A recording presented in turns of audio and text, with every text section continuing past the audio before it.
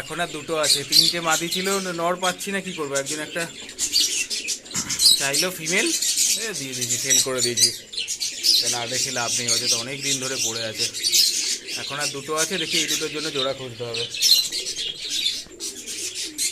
ঠিক আছে, আর খাবারের মধ্যে গম তো আছে, ডিমের খোসাও দিয়েছিলাম ক্যালসিয়ামের জন্য। মেন সমস্যা হচ্ছে মাঝখানে আমাদের শরীরটা খারাপ হয়েছিল, ওখানে সমস্যাটা ঘটিয়ে দিয়েছে। আর পায়রাগুলো এমনি দেখতে সুস্থ আছে ঠিকই, বাট পটিটা কিন্তু ঠিক নেই।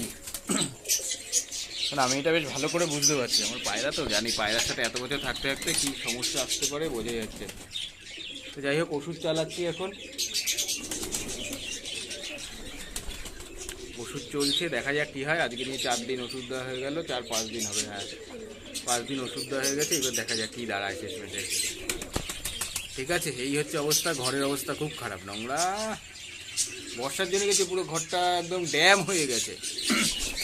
যতই হোক না কেন, খোলা থাক, ছাদের ওপরে থাক, কিন্তু ড্যাম হয়ে যাচ্ছে, বৃষ্টি হচ্ছে। আজকে তো দুপুরে মারাত্মক বৃষ্টি হয়েছে, কালও প্রচুর বৃষ্টি আছে, আগামীকাল দেখা যাক, আগামীকাল প্রচুর বৃষ্টি আছে, যদি সেরকম বৃষ্টি হয়তো হয়ে গেল গল্প আর কি। ওয়েদারটা এত বাজে, মোটামুটি খাচ্ছে এগুলো সব, চকের দোমাটা খাচ্ছে, এখন দেখা যাক কী দাঁড়ায় শেষমেশে।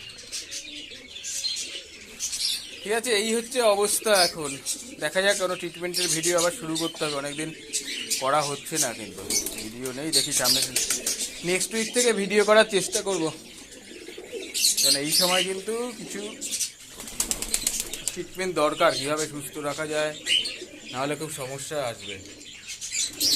ঠিক আছে, আজকের মতো এখানেই, চলো টাটা, নেক্সট দিন আবার আসছি নতুন একটা ভিডিও নিয়ে।